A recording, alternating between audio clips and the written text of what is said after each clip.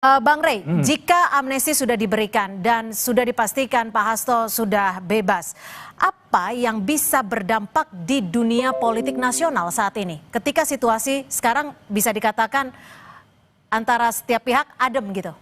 Iya, landai dan adem.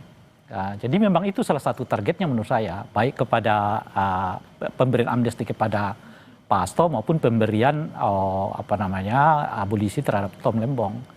Kan Tom Lembong ini kan dan Hasto itu kan sebetulnya berada dalam dua barisan oposisi kan. Yeah. Hasto bersama PDI Perjuangannya, tetapi Tom Lembong kan bersama komunitas yang dulunya menjagokan Anies Baswedan dan Caimin sebagai calon presiden. Dan kedua-duanya berpotensi sangat kritis kepada pemerintahan Pak Prabowo yang sekarang ini.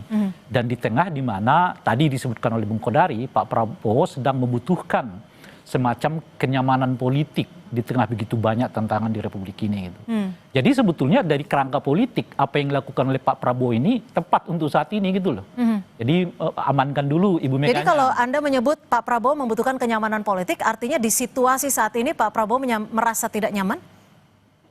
Ya tentu saja. Kan tadi disebutkan banyak tantangan nih. Sekarang aja orang mendekati 17 Agustus, bendera One Piece mau disandingkan orang dan sebagainya gitu. Nah setidaknya Pak Prabowo ngamanin dulu deh politik formalnya gitu. Politik formalnya itu ya salah satunya PDI Perjuangan, mungkin komunitas-komunitas lain seperti yang disebut tadi kan, misalnya dari para pendukungnya Anies Baswedan dan sebagainya. Dan oleh karena itu setidaknya untuk saat 2025 mungkin akan landai begitu, tapi belum tentu ada jaminan 2026. Dan oleh karena itu kedekatan Pak Prabowo dengan Ibu Mega sekarang ini misalnya, saya kira itu temporal ya, boleh jadi itu sampai 2025, tapi 2026 bisa juga lain ceritanya gitu.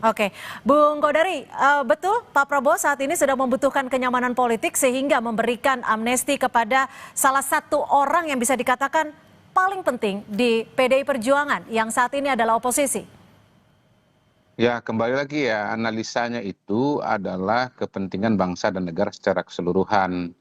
Ya, kalau kemudian misalnya terjadi konflik yang besar di dunia internasional, kemudian di dalam negeri sendiri tidak kompak satu dengan yang lain, diperlukan, itu kan nanti akan membuat pengambilan keputusan dan kebijakan menjadi repot.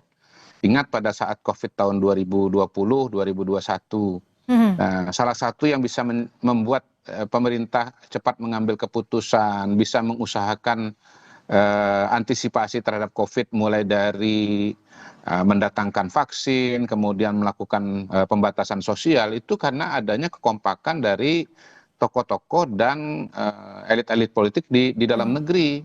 Kalau misalnya pada waktu itu misalnya kita bayangkan ya, ada satu oposisi besar katakanlah Pak Prabowo, kemudian menyatakan menolak vaksin atau menolak PSBB, tentunya pemulihan bangsa Indonesia dari COVID tidak secepat itu begitu loh, dan ekonomi bisa terganggu karena penyebaran COVID akan sangat meluas.